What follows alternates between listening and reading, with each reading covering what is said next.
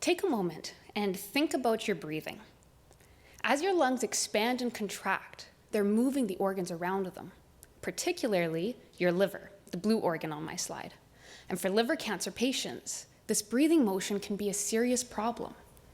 Last year, over 3,000 Canadians were diagnosed with liver cancer, and on average, only 19% of them will survive 5 years after their diagnosis. About half these patients will receive radiation therapy, where a large machine aims beams of radiation into the patient's body to kill the tumor while keeping the organs around it safe. So if a patient's liver is moving, how can we safely treat them with radiation? Well, in Vancouver, BC, we have an advanced radiation machine that can do tumor tracking. It can tilt the radiation beam to follow or track a moving tumor while the patient breathes and continuously irradiate it. But there's a problem.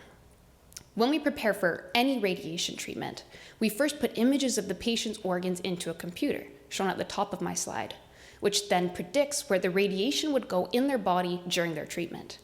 The computer calculates if we can kill the cancer cells while keeping those organs around it safe. And since these images are taken at one point in time, we call this a three-dimensional or a 3D prediction. And it works well when the tumor and organs are not moving during treatment. But during tumor tracking treatments, there's a lot of motion. The beam is tracking the tumor, and the patient's breathing is making their organs move. And since this prediction is based on just one snapshot in time, we won't know if at other times an organ will move too close to the beam and receive too much radiation. To address this, I developed a new prediction method that uses 10 snapshots of the patient's organs over their breathing cycle, from inhale to exhale and back again, shown at the bottom of my slide. With this extra dimension of time, my 4-dimensional or 4D prediction knows where the organs move to at different times, which makes the radiation prediction more accurate. Next, I wanted to test it. So I ran 3D and 4D predictions of 10 patients' radiation treatments.